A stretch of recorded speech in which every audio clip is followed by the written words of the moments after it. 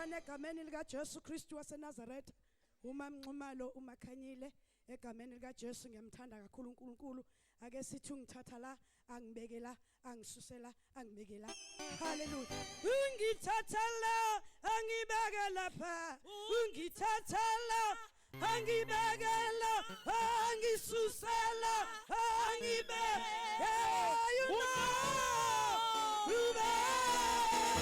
ungithatha la angibeke lapha angibeke la angisusela angibeke you know ungithatha la angibeke lapha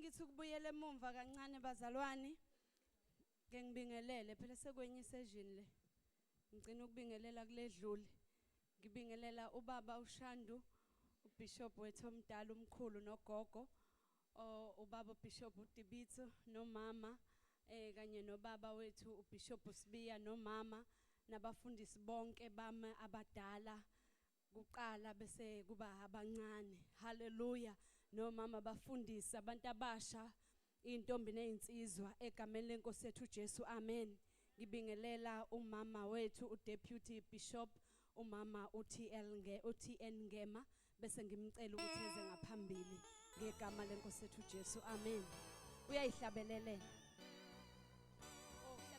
hlabelelani ma worshipers sukumani umsebenzi wenu hlabelelani igama lithi Jesu lithi Jesu lithi Jesu igama lithi igama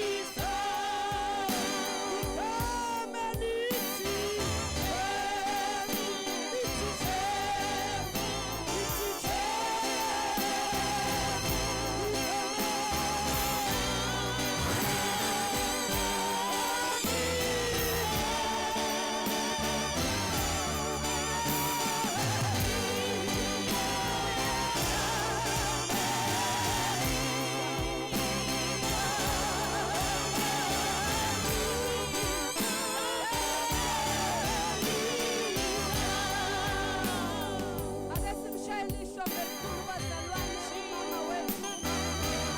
Egama likaJesu. Hallelujah. Hallelujah.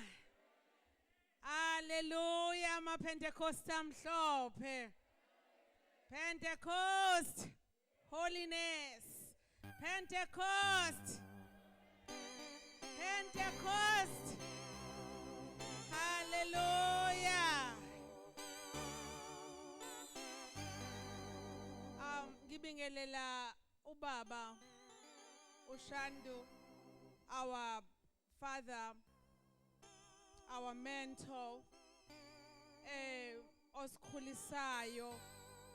Ngibingelela our Baba Udibitwe, our bishop from the national office, ukuthi abe khona in our midst. We really thank God. Muhle ngendlela emangalisayo.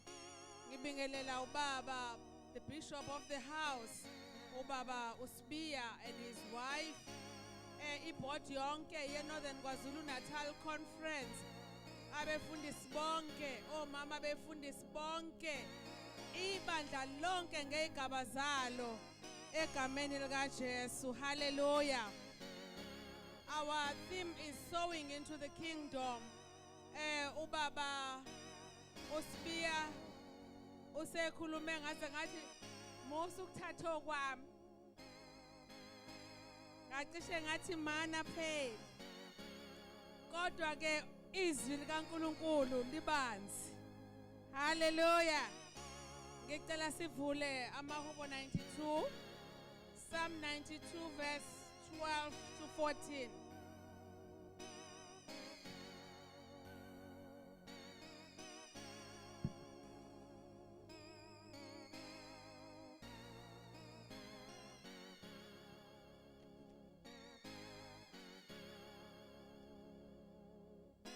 Psalm 92 verse 12 to 14. Somebody please read for us.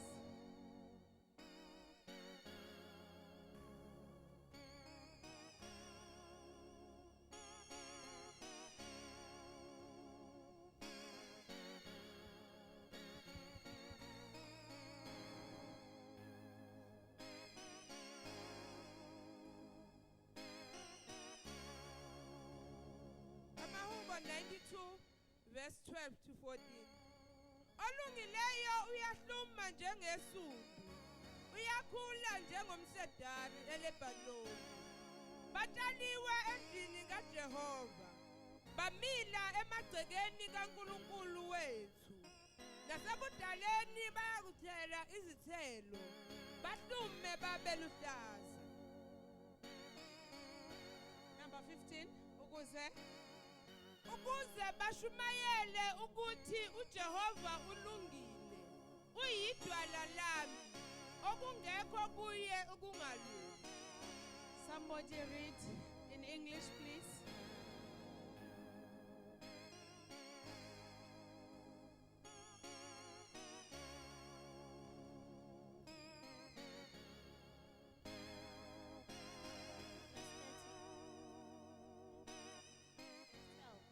The righteousness will flourish like a palm tree.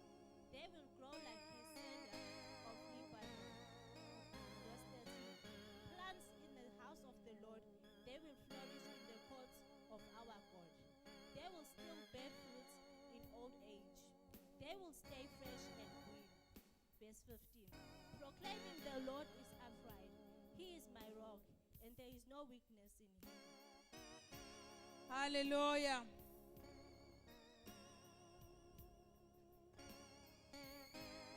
Olungileyo uyakuhluma njengesundu. Sikhuluma nge-sowing into the kingdom. Ukutshala embusweni kaNkulunkulu.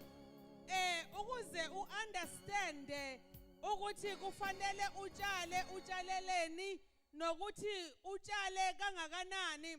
Ayikho into ebaluleke njengokuthi uzazi wena ukuthi ungolungile kaJehova ohluma njengesundu, ungolungile kaJehova okhula njengomsidari eLebanon ungolungileyo kaJehova otshaliwe. You are planted in the kingdom of God.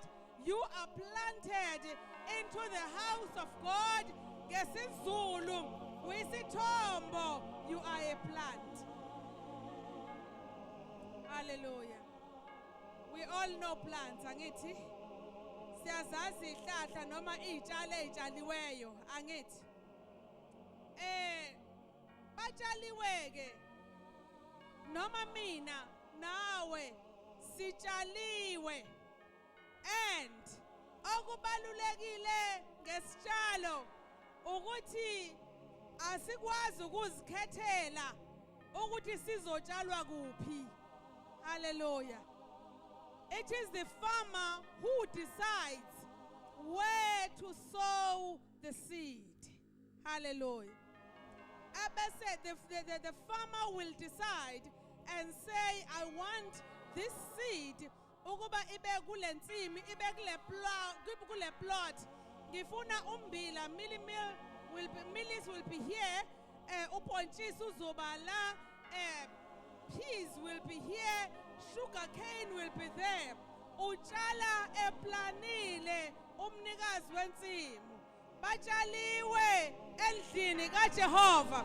Nawe ke ungacabanga ukuthi ngalikhetha leli bandla iPentecostal Holiness Church ubeke izathu zakho eziningi, kodwa iqiniso elikhulu ukuthi wena utshaliwe la endlini kaJehova. Awusho ukuthi ngitshaliwe.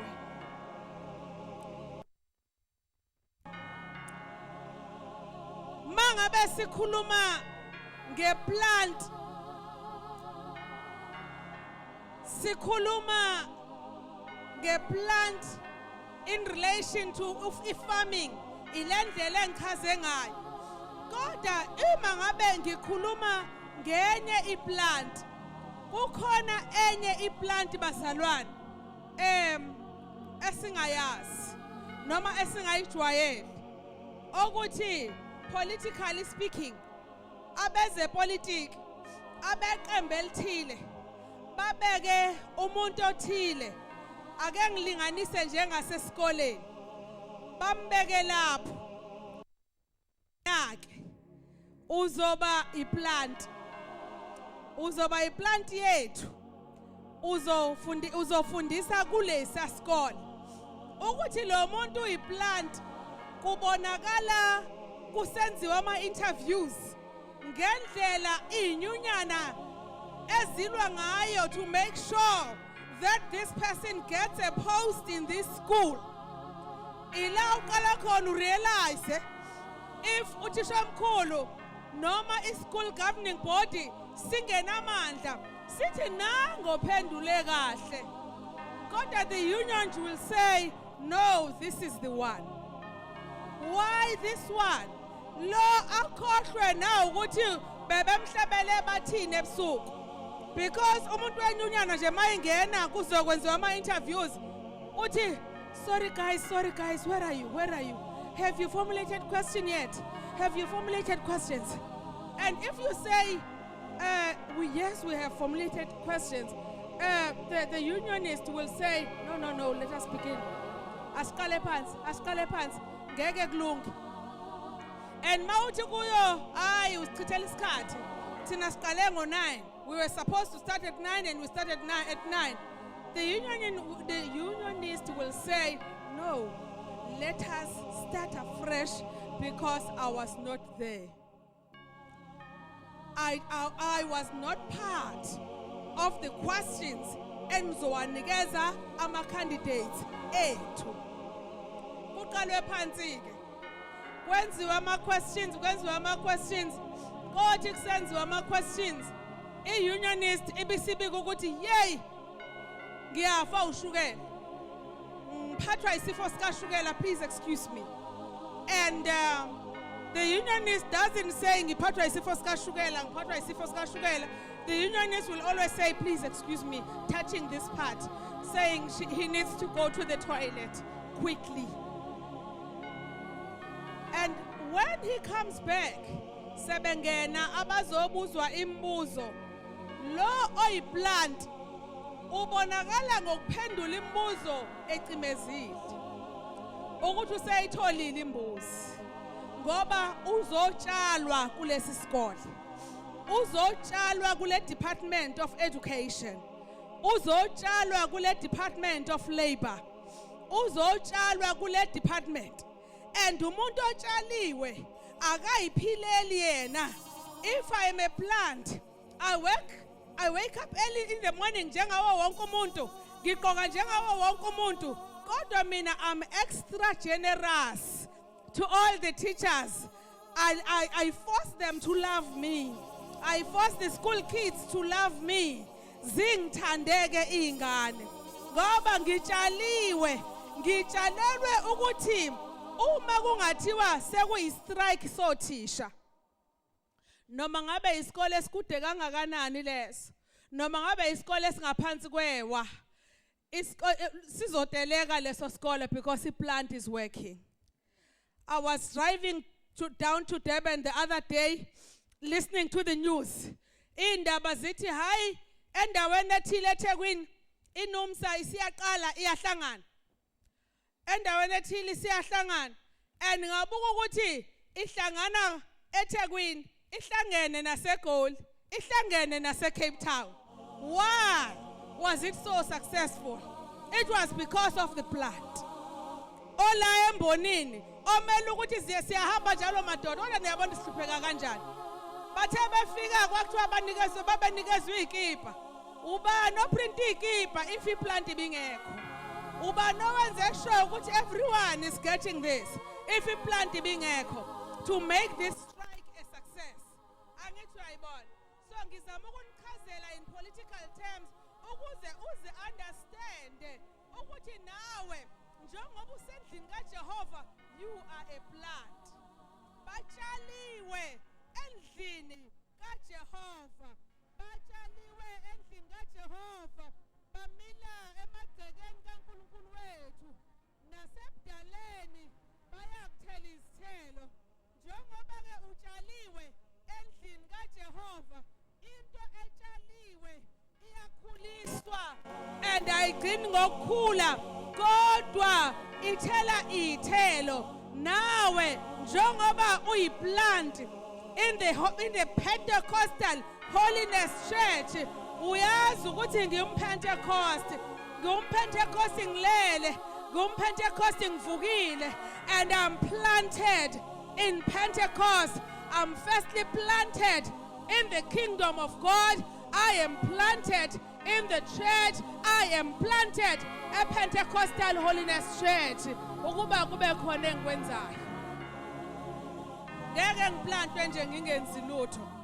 Kumele kube khona izithelo engiyithelayo. Kuthiwa ke bathela izithelo nasebudaleni bayokuthela izithelo, bahlume babe lihlaza. So isona sizathu ukuthi utshalelweni la, utshalelwe ukuthela izithelo. Uyatshalwa futhi umuntu noma atshalwe ekhaya kwaMkhize, utshaliwe. Hallelujah. Utshaliwe nje kwaButhelezi. Awusukume shenge ukuthi njengoba utshaliwe kwaButhelezi, mina ngibona ngani ukuthi utshaliwe kwaButhelezi. Utshaliwe baba kwaGumede, wozani la, wozani. Njengoba utshalwe lapha kwaGumede nje, wozani phambi kwami. Ngiyafuna ama-plants atshaliwe. Khona omunye otshaliwe. Basaba abantu manje. Ake ngichazele leli bandla ukuthi singabona ngani ukuthi anitshaliwe in one family. Wena utshalwe kwaButhelezi, lo utshalwe kwaGumede.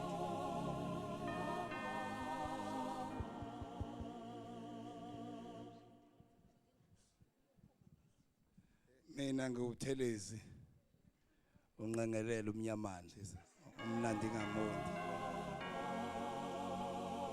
Ngikona ke lokho ngenza ngibe wakaButhelezi. Ngizalwa le kaCeza eMhongozini emzini waseBhekeni. Ngizalwa ubaba uJoske Mathambe Sobho ongasekho salala. Uma Jesus. Hallelujah. Mina ngogumedu phakathi kwamnguni kaye ukhondlo uPangasitha uzolidela lamanguni owaphansi kaMduku kuzalwa kaMduku soma uthi nje khondlo uPangasitha usuke usuthinta mina uthi yeyeye uthi tabani yokhiya uthi uyongoye kumele. Hallelujah. Niyababona abatshaliwe. Lo muntu lo noma ethi ukutheliswa umuntu emsebenzini uthi ngeke ungithinte mina ngushenge mina. Mangabe sekuyala kushuba khona uthi ngeke ungithinte mina ngizalwa uMathambeso.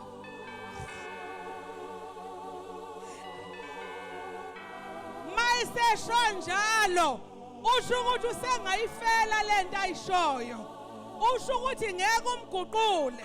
Unjalo ke umuntu otshaliwe noma ngabe utshalwa ekhaya elingenakudla awufuni ukubizwa ngesinye isibongo ngoba ungwala. Haleluya. Futhi mangabe utshaliwe uyabona ukuthi kushodane ekhaya. Mina nje ngabona ngesikhathi ngikhula ngakhula ngabona ukuthi kushoda into eziningi ngabe ekhaya. Into engabona oqala ukuthi mangikhula ngizofunda ukuze ngisebenze ngathi ngizokwakha indlu yokhethe ngoba yayingekho kithi. Ngathi mangikhula nginephupho ukuthi ngiyokwakha indlu yokhethe ewu2 room. Ngangimagina lendlu yokhethe ngiyibona inamashalofu usukela phansi kuze kuyosukela phezulu kuze kuyofika phansi. Ngakhula ngazi ukuthi kuzoba rich kithi kuzoba nendlu yokhethe enamashalofu amashalofini lapho kwakuyobe kugcwele ucondense ngoba yona into emnandi kunayo yonke engangidla mangikhula. Ngoba ngitshaliwe emagcekeni akithi ngangazi ukuthi anginandaba kwaSibisi noma bengaba nakho kodwa nami ngizokhula ngoba ngiplantwe la engiplantwe khona ngizokwenza ngcono la ngitshalwe khona. Haleluya. Enye yezinto ngangithi mangibona imoto kaBaba uSibisi idlula ithatha omalume besuka eThekwini beye eThekwini ngithi nami I'll be the first woman ekulendawo ukudrive imoto iBiscayne efana nekaBaba uSibisi ngoba ngitshaliwe la angikwazi ukuphuma ngiyozenza ingane yakwaSibisi ngitshalwe la ngakho ngiyokwenza la. Mangabe uyiplant uyakhathazeka uma kungekho okubonakalayo zingekho izithelo ezibonakalayo kuwe. Ingakho sikhuluma ngokutshala embusweni kaNkuluNkulu. Ngeke uzutshale uma ungazi ukuthi wena ubani. Nawe ngotshaliweyo ukuze utshale embusweni kaNkuluNkulu. Ukuze umuntu elala ebusuku athi ngaze ngakhathala kodwa ngiyovuka ngo4 ngibophela inkabi ukuze ngitshale kube khona okumilileyo la ekhaya singahlekwa abanye abantu. Nawe ke mntakwethu we plant. Ake sifunde lapha incwadi kaIsaiah 5.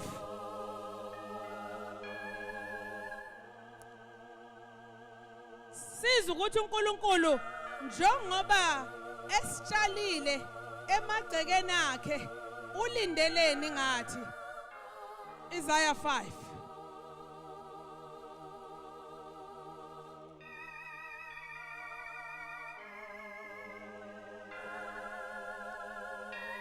From verse 1.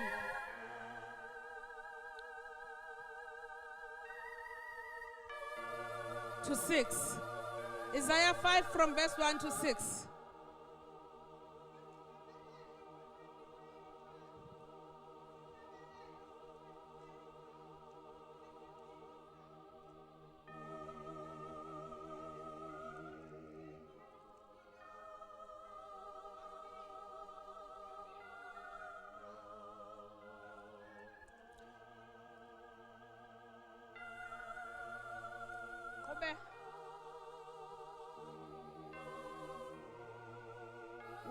isiqongo sokulinda phakathi kwaso waqopha isikhamo kuso wethemba ukuthi siyakuthela izithelo zomvini kepha saveza izithelo zasendle. Verse 3. Manje nina enakhileyo eJerusalema namadoda akwaJuda ake nahlulele phakathi kwami nesivini sami. Ngakwenziwani futhi esivinini sami engingakwenzanga kuso na? Kungani ukuba lapho ngithembe ukuthi siyakuthela izithelo zomvini saveza izithelo zasendle na? Verse 5. Sengiyakunitshela engiyakukwenza kuso isivini sami. Ngiyakususa uthango lwaso ukuze sidliwe. Ngidilize ugange lwaso ukuze sinyathele. Verse 6. Ngiyakusenza sibe yincithakalo, asiyikuthenwa, asiyikulinywa, kepha kuyakuvela amakhakhasi nameva. Futhi ngiyakuyala amafu ukuba anganisi imvula phezu kwaso. Hallelujah. Ungothandiweyo kaJehova otshalwe endlini kaJehova ukuze uthele izithelo. Esinye seyithelo esokuthi utshale nawe. Kubonakala ukuthi utshaliwe la ngokuthi nawe utshale. Uyakhala lo uthi ake ningitshele ngoba ngasitshala lesi sivini ngakho isiqongo ngenza iprotection ngasibiyela ukuba singadliwa ngasipha amanzi ngasichelela ngathumela abafundisi ukuba balethe izwi likaNkulunkulu ngathumela abakhuleki ukuthi bamvikele ngomkhuleko ngathumela abazamqondisa endleleni. Kepha manje nina nakhileyo ake nibone ukuthi ake ningitshele ukuthi ngenza njani. God becomes so frustrated uma ngabe elindele ukuthi uthele endlini yakhe ungathethi. God becomes so frustrated uma elindele ukuthi ukhule endlini yakhe kodwa ungakhuli. God becomes so frustrated uma kukhona imithetho ayishayayo ukuthi yenze kodwa ungayenzi. It's just like a parent who gets so frustrated mangabe ekhulelwe umntwana waze wamzala and umntwana avele nje angakwazi ukuqhubeka nempilo, angakwazi ukuhamba, angakwazi ukukhasa, angakwazi ukwenza yonke into. Kuthi ena 15 avele nje abe u3-year-old ena 15. And kwendlela okubhlungu ngayo kumzali uyayibona imkhuba bayenzayo. Abanye abazali sizwa kuthiwa lezo ngane zabo bayibophele ezihlahleni bahambe baye la befuna ukuya khona bayibophele embhedeni bayivalele endlini, which is wrong. Usungacabanga ke ukuthi umzali wasemhlabeni ufrustrated kangakanani ubaba uNkulunkulu. Hallelujah. Uma singakhuli kubalekile ukuthi sikhule uthi sengiyana kuntshele ngiyakwenza kuso ukuthi mina ngiyakusenza sibe incithakalo, asiyokuthenwa, asiyokulinywa, kepha kuyakuvela amakhakhasi nameva. Mntaka baba, you are given a chance unyaka lo wokutshala endlini kaNkulunkulu, and ukuze utshale successfully zikhona izinto engizokhuluma ngazo emva kwalokhu ukuthi iziphi izinto okumele wenze sure ukuthi uyazenza ngoba njengoba utshaliwe kumele ube fruitful. Njengoba sichazile indaba yeplant silindele njengosisho sethu sasePentecost, imoto yethu ithi we grow together. Sizoba khona isikhathi sokuthi kuthiwe hayi abasemadolobheni bona banemali basebenza kangcono thina sisemakhaya. Kodwa mina ngikwaziyo ukuthi uJakobe wayemba imithombo la kushe khona, la kunendlala khona, kodwa kwakumbiwa imithombo athi uNkulunkulu utshala ebese vuna ngamakhulu ngamakhulu. ngamanye amazwi bekufanele simthembe uNkulunkulu ukuthi mangabe thina sitshaliwe wasethi asitshale nathi isivuno sivela kuye. Ukhona wakafaka uhlamvu lombila wafaka imbewu yembila wakwazi ukuchaza ukuthi kuyophuma inhlamvu eziningi kangakanani. Akekho waziyo mawutshalile uJehova obuyisa isivuno kuwe. Hallelujah. And asikho isidingo sokufuna isivuno ungakazi utshale. Ziningi indlela zokutshala, sowing into the kingdom, engizokhuluma ngazo shortly. Ngicela sifunde uLuke 13 okwamanje ngisaxwayisa nje ngokuthi mawuyiplant ungatheli ithelo njengoba uJehova eshilo kuyicrime kangakanani kuye lokho. Hallelujah.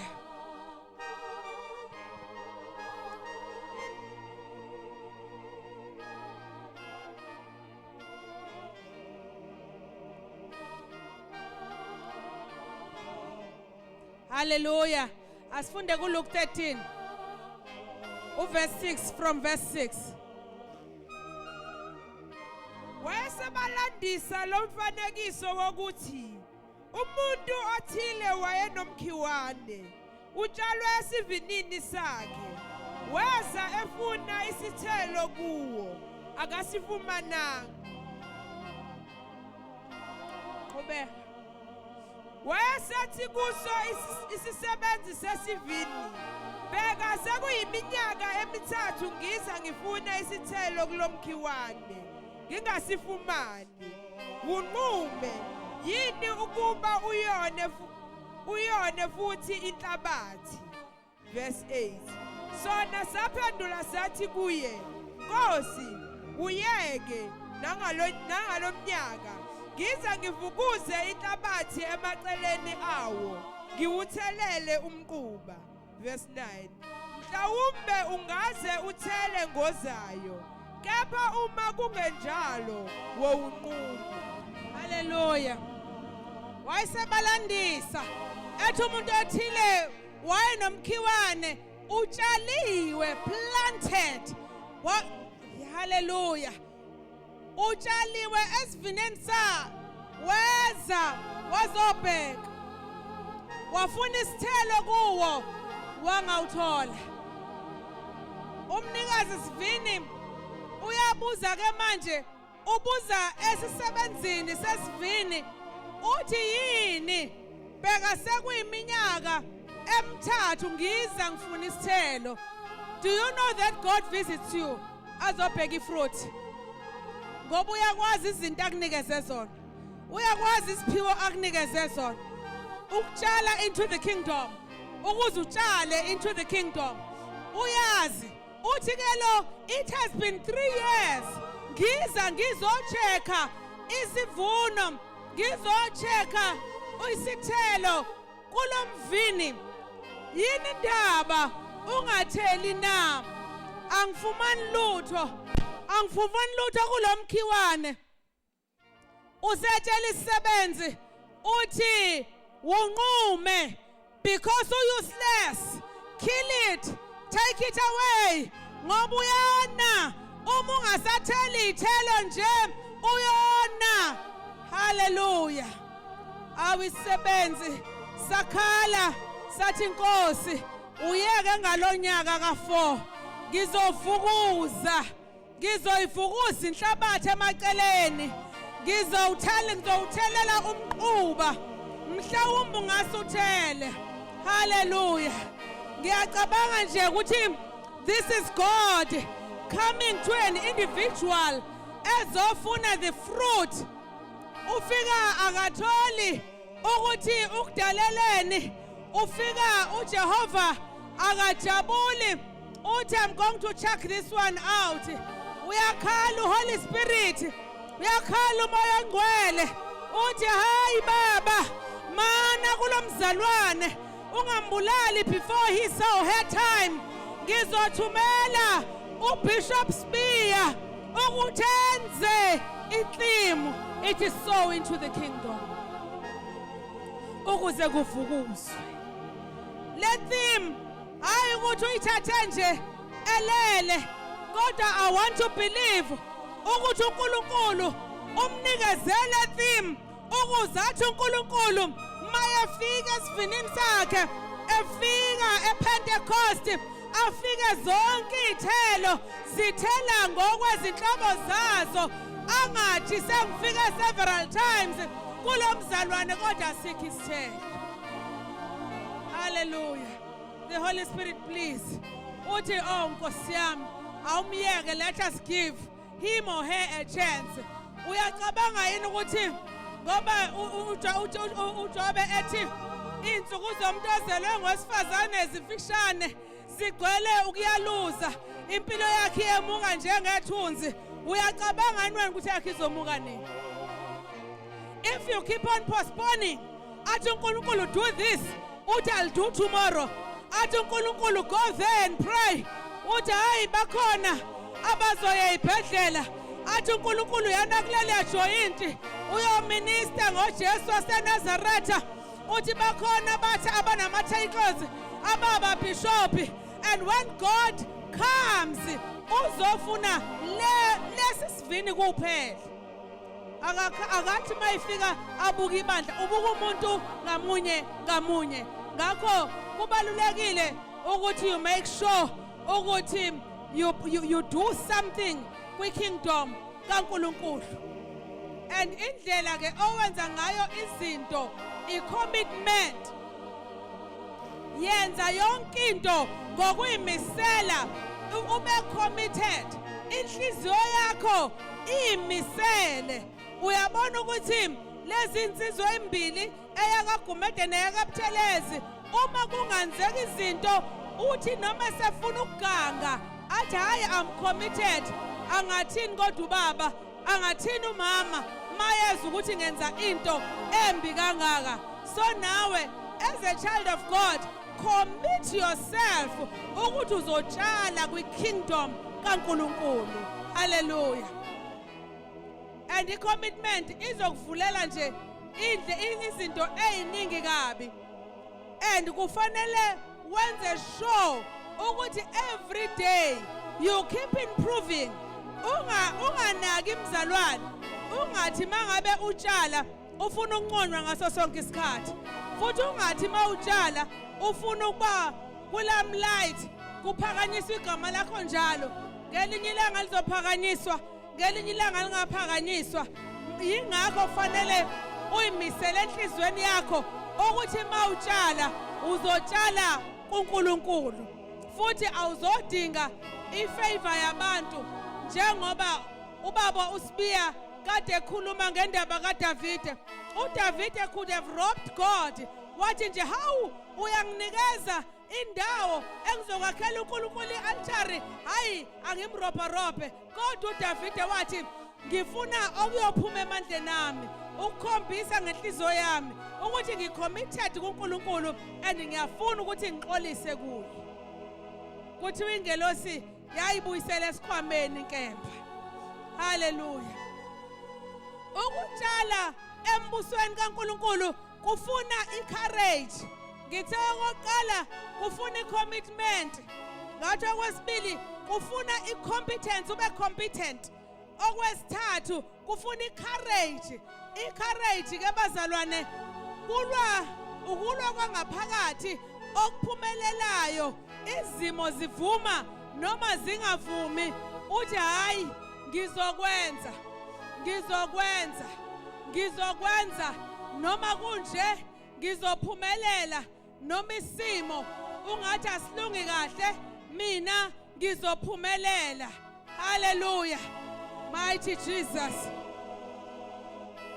Okulandelayo uma ufuna ukutshala kuNkulunkulu utshala une-focus. I-focus ingqondo yakho ukwenze kube iministry ukuthi ngizotshala emsebenzini kaNkulunkulu. Njalo nje ukwenze kube iministry yakho, ufocus kuye. Have the right focus, have the right mind. Ungadideki mzalwane uzwa abantu bethi hayi uzotshala namhlanje kusasa uzofika sekukhona imali kwi-bank account yakho. I can't guarantee that kodwa ngimuzwa kahle mina uJesu mayethi phosa isinkwa ngenhla uyosamukela ngezansi. Haleluya. Oh Nkosi yami, ngiyabona ontanga bami bakhona abaningi la. Bakhona ontanga abazalwe ngalesi sikhathi isinkwa sisadliwa once a year. Ake bephakamise isandla. Sisadliwa ngoKhisimusi kuphela nje. How I miss those times. Isinkwa sisadliwa ngoKhisimusi. Netiye kubekwe itiye lapha ngenkomishi yokhethe unikeze isinkwa sigqobe imajarini ubuzwe kuthiwa sigqobe nojamu yini ebese uhlala laphaya usunabile ubona ukuthi uyinkosi namhlanje nobani angithi phela thina sasidle endishini eyodwa nibe u13 in one basin nidla ndawonye manje uKhisimusi ke sekufanele ube nenkomishi yakho. You know kwangathi umhlaba wonke ungama usunikiwe isinkwa unikiwe nangeplate so hey wena mi uthathe uhlale phansi beka inkomishi uthathe isinkwa sakho ugcobhoze udle thatha isinkwa sakho ugcobhoze udle uma kuke kwakhona okukuphazamisayo usegcobhoza senza njani isinkwa nihlakaniphile ke nishayeleni ihlobo ayaricha amaPentecost uma usathe uyagcobhoza kwaphela isikhathi eside fanele ugcobho ufake emlonyeni uthi ugcobho futhi ungagcobhoza okukhulu kunalokho ozofaka emlonyeni ngoba kuzokonakala kodwa manje awuyicabangeka indaba kaJesu ethi siphose emfuleni isinkwa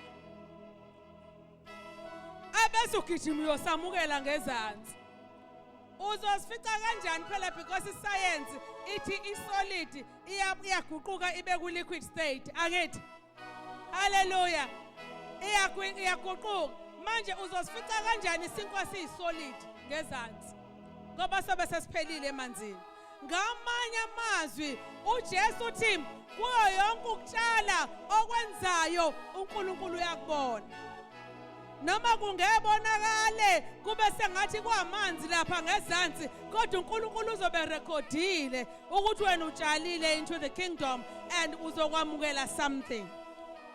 Hallelujah. Kubalekile ke bazalwane ukuthi ufocus ingqondo yakho uyitshele kuma sports wonke ngake ngawadlala ngiyakhumbula ukuthi one of them kwakuyikarate. Ikarate awuwini ngoba unamandla amaningi.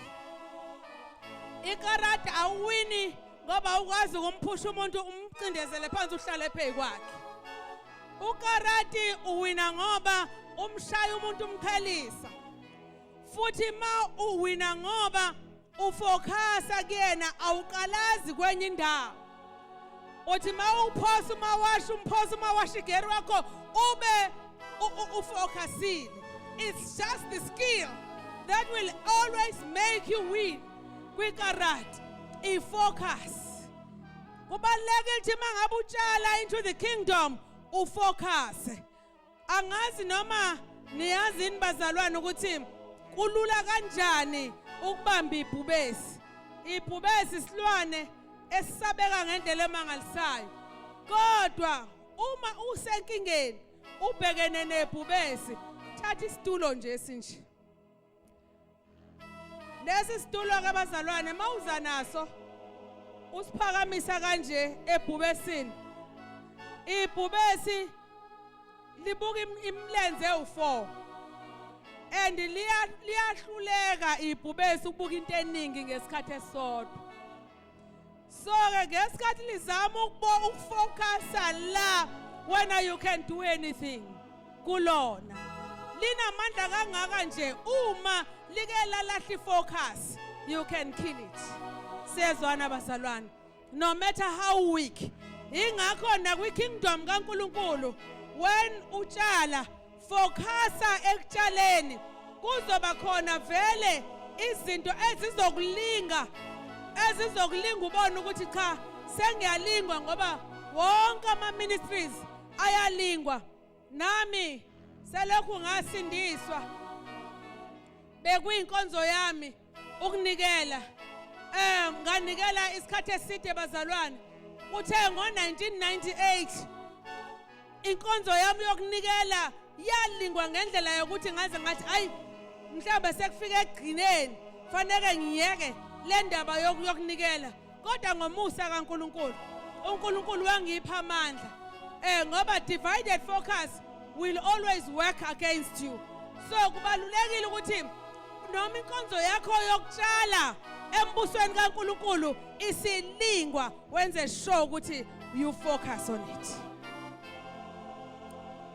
uthi nje this one thing I do hallelujah okunye okubalekile ukuthi ube generous uphe ngakho ngamandla akho onke mangabe tshala ngamandla akho onke utshale ngempilo yakho utshale ngegazi lakho njengoba silapha nje kukhona abatshalile abangatshalanga ngemali mhlawumbe nje imalizwa kodwa abatshale ngegazi labo to make sure that this place is clean abatshale ngegazi labo batshala ngesikhathi sabo to make sure ukuthi ba-available ukuthi bazokwenza umsebenzi kaNkulunkulu of course abanye batshalileke ngemali yabo abanye batshale ngamathalente laba basethe kahle la okusho ukuthi ba-generous ngayo yonke into abayenzayo so-ke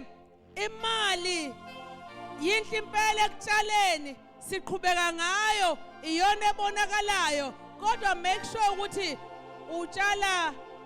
utshala ngokuphelele ungahambisi imali kungaze kube imali yodwa ekhonzayo usalele ngemuva wenze sure ukuthi you balance up kubalulekile lokho uadd nevalue kwabanye abantu enye indlela yokuthela isithelo ukuthi uthathe i-initiative ungaze ucelwe ukuthi yenza something mangabe kukhona uNkulunkulu akhulumisana ngakho ukuthi kwenze noma kungakaze kwenzeke before take initiative hallelujah uye kubaphathi uyothi nginombono onje kungenzeka bangakuzwa first time but go back into the drawing board uyohlala phansi ukhuleke mangabe umbono wakho usaqhubeka uza ulethe futhi kubaphathi kuyokwenzeka bakuzwe bese kuqhubekela phambili and ukutshala into the kingdom it means taking risk understand ukuthi kuyi-risk kukaningi sihlakule emasimini ubona inyoka engaka kukaningi uthi uyahlakula ensimini ubona imamba elihlaza uthi eheni webakithi kukaningi uthi uyahlakula ensimini uzwe sekuqhoma umsindo ongawazi kanti imamba isiyindlondlo isho ukuqeda njalo bawutshala into the kingdom uyazi ukuthi you are taking a risk yakho ongeke uthi umfundisi akakhokhele noma ubani akakhokhele ngayo ngoba uzenzela wena haleluya and umlaleli uNkulunkulu ngaso sonke isikhathi umlalele kuyo yonke into oyenzayo ube nesimo somqondo ube positive ngesinye isikhathi uzothi uyatshala kumntwana kaNkulunkulu ube ne-feeling songothi kungathi akaconnectile kahle kuwe uyabona because vele mawutshala ufune lokho ethe hawu ngingaba yini ngaphandle kwakho hawu mathe nje hayi ayibonge inkosi wadlula uvele wathatha envelope nje wathi ayibonge wadlula kanjani no uyazi ukuthi ma useva uNkulunkulu ngokutshala tshala kuNkulunkulu ungatshali kumuntu angase angakwazi ukubonga ngendlela wena ofuna ukubonga ngayo kanti uNkulunkulu uyazi wena umntwana wakhe njengoba ekutshalile into the kingdom uyazi ukuthi uzokubonga kanjani uNkulunkulu and ke mangabe umuntu owenza ngoba wenzela abantu ungenzi ngoba une passion uzoba ne problem ingakho ekutshaleni you need passion. Uyakudinga ukushisekela, uyakudinga ukuyithanda into oyenzayo. Ngoba ipassion iyona yenza ukushisekela uqhubeke usuku nosuku. Ipassion noma intshisekela ngaphakathi kwakho iyona yenza uthi noma kunje ngizoqhubeka. Ipassion iyona ezokwenza impossible things zibe possible. And ipassion iyona ezokwenza ube ne-positive attitude. Isimo somqondo wakho sibe positive. And ukuba positive is a choice. Akekho umuntu ongakuforce ukuthi bana positive. It's just your choice. Ukwenze kube umgomo wakho every day. Ukuthi njalo njengoba ngelinye ilanga 2 prisoners ababeboshiwe sebezophuma ejele bake babekwa emnyangweni wejele lo mnyango lo oyigate obuka ngaphandle kuyizinsimbi babambelele insimbini bobabili sebezophuma kwathi amadoda niyaphuma manje nibonani, what do you see? And the first prisoner yaphendula yathi mina ngibona udaka, ngibona ukuthi kade lina kade lithela linile kumaqhapha kunodaka. Isiboshwa sesibili sathi hayi mina ngibona izinkanyezi, the skies are blue, kuney'nkanyezi, kunenyanga, kunelanga. Hallelujah.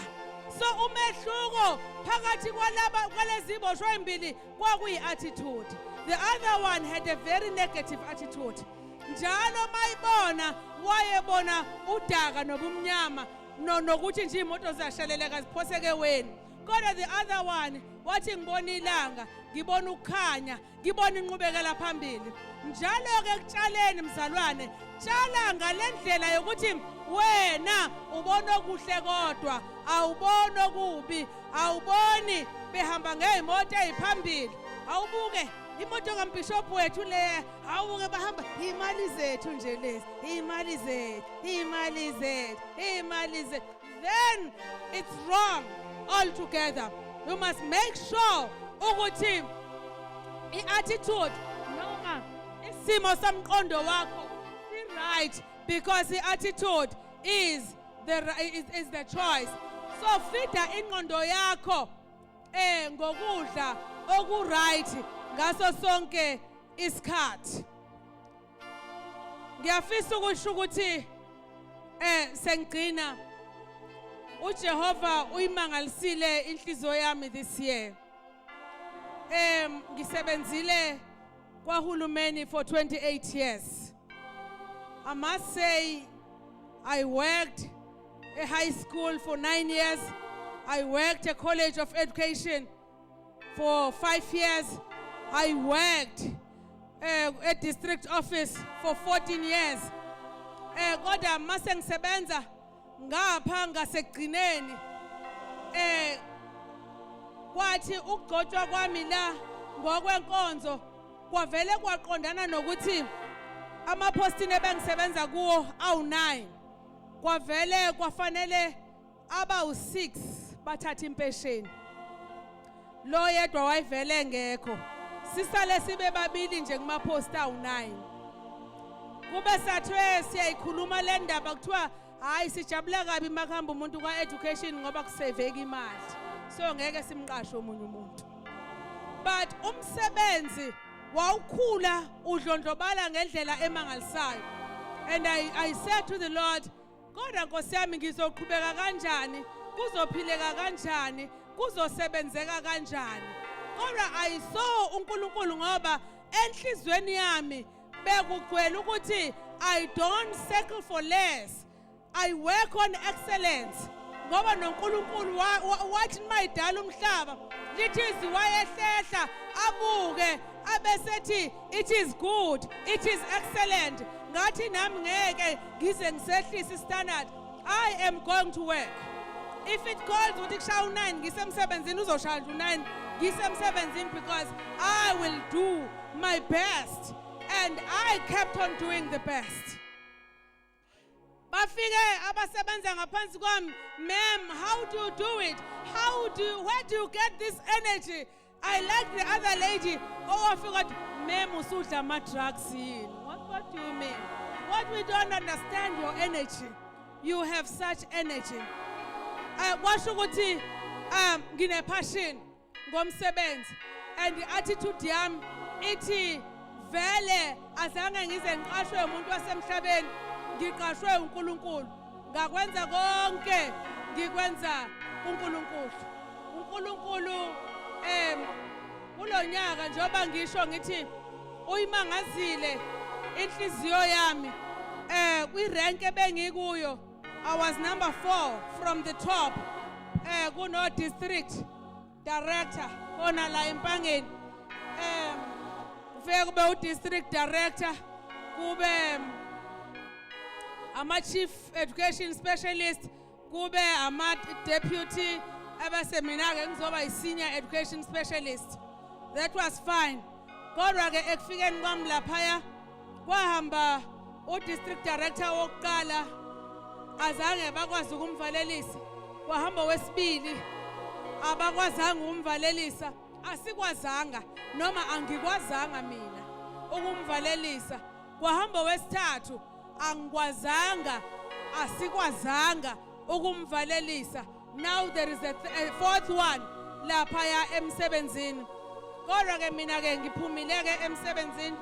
By the way, bogogo sengijoyinile ama-pensioner.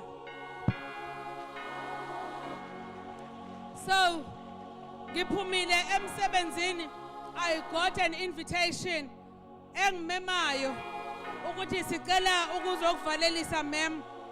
Yangimangaza nje kwayona i-invitation ngoba ngasi ulimi olungakhulunywa ku-department yami, but I got the invitation and bathi sikumemela ehotela eProtea, woza nefamily yakho sizokuvalelisa. We went there. Sihamba nobabungema, sibambele koceka ikane wena singena. Ngangizame namagqomoza ngalelo la. Kwadliwa ehotela. It was so amazing. Masebenza i-presentation, sebesinikeza i-freezer ende engakaya. And I said, God, where does this come from? Hallelujah. And I was grateful just because of that. Ngikhuluma ngokutshala into the kingdom. Nokuphosa ngenhla umukela ngezansi. Ngithe sengijabule kanjalo, I got a second invitation. Yathi woza sizokuvalelisa futhi. Kusho another group. Mangifika banginikeza isibuko esikhulu esingaka esibhaliwe nama suitcase. I said, wow, God, what are you saying? Nginamahloni. I don't think uyabona lento bengideserve kangako, but God was there. He was there all the time. And ngithe ngisahleli, I got the third invitation. Athiwa woze eNkandla siqala ukuzokuvalelisa. Ngafika eNkandla for the first time nginikwe present eyisihlabhe esiphilayo. It was amazing. Siqhumaqhuma la isakeni, I laughed. Angaze ngiyimagine kodwa kwenzeka kanjalo. Plus umshini wokuwasha. I said, God, what is this? Hallelujah. Hayi ngambonga uNkulunkulu kwadlula. Ngithe ngisambongile, I got another invitation. Come. Sifuna ukukuvalelisa. Ngaphinda futhi kwakuyiGaladina isebusuku eCasino. A wonderful thing. Into enkulu ngendlela emangalisayo. Engafika sengilindela amakhamera kubizwe nezintatheli ukuba ngizo interviewer ngokubeka kwami phansi. Hey, into eyayilapha. Ukudlwa kwakukhona. Ngichaza ke mase kwenziwa ke ipresentation sekuthiwa siyanishadisa. Becula iculo abake bangizwa ngilicula elithi wena uyazi mkhululi wethu wena uyazi. Base bethi sinibhukele ehotela ukuthi niyolala kwi-honeymoon suite.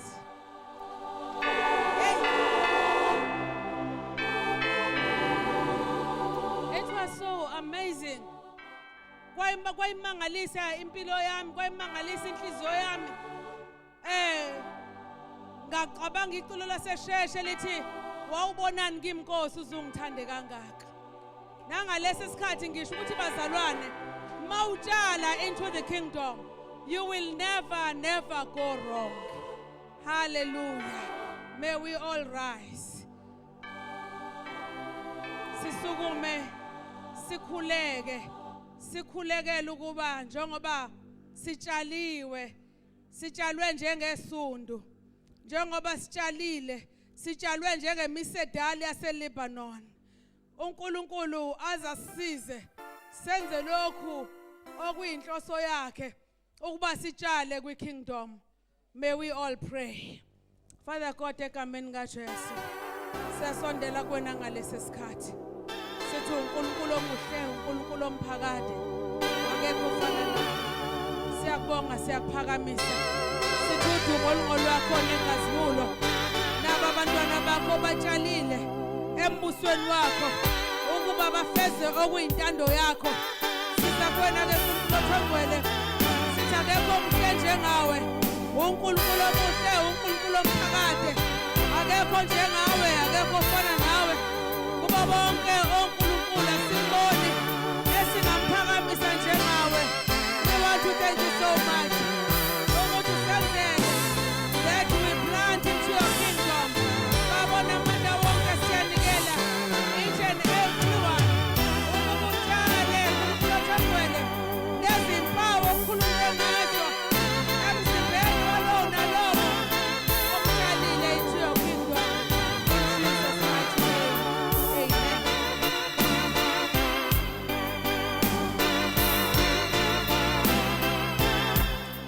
Hallelujah, hallelujah, hallelujah. Asishaye ikhulu isombe bazalwane. Hallelujah. Thank you Jesus. Siyabonga mama wethu. Esakhuluma umama, ubaba kade sakhulumile kuloku kuvuka ingoma nje kunengoma ngake ngayizwa ethi tshala ngezinyembezi inkosi yezwe. Hallelujah. Angikwazi ukuyihlabelela kodwa ithi tshala ngezinyembezi inkosi yezwe. Meliqhubeka lithi uzovuna ngaphezulu kokwazi. Hallelujah. Ilokho nje okuvuka enhlizweni yami bazalwane, siyambonga kakhulu uNkulunkulu. Ithemi yami siphelile, sekuzongena ozotake over, mina ngiyaretire njengomama. Hallelujah. Ngiyabonga bazalwane, ngifisa ukuxolisa makube nohiqi inkonyana ithukisa isinga. Mhlambe next time kuyobe sekungcono. Hallelujah. Nami kukuze kwavuka nje yini anoma isilandelo noma imphicaphicwane othi nama ngazi nje izwe ngento nje ithi gqi wafa bani ngazi bani. Nami bazalwane ngathi ngihlalele nje kwaNtuli nje ngezwe ngocingo nje lithi mama Ntuli uzoba MC. Hallelujah. Ngase ngithi ngoba kulonyaka sinale team yokutshala ngathi nama ngizotshala ngokuba uMC bazalwane. Uyazi ukuthi umnikelo wokuqala kuthiwa iwona omkhulu. Ngiyaqala ukuba uMC la ku conference bazalwane and umnikelo wami lo ngiyatshala. Hallelujah. Baba Ungema ngicela uzothatha baba uzosinikeza izimemezelo. Ngicela ukunikeza lesi. Hallelujah. Ngicela ukunikeza lesi bazalwane. Oh okay, shayani.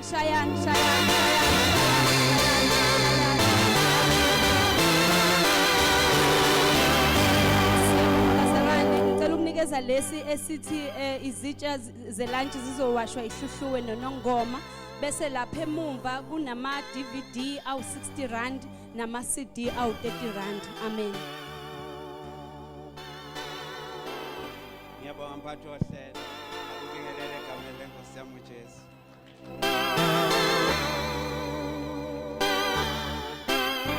Kwaze kwamnandi ukuba kule nkonzo.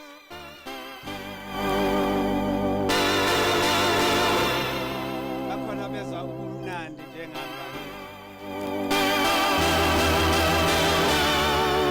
'Cause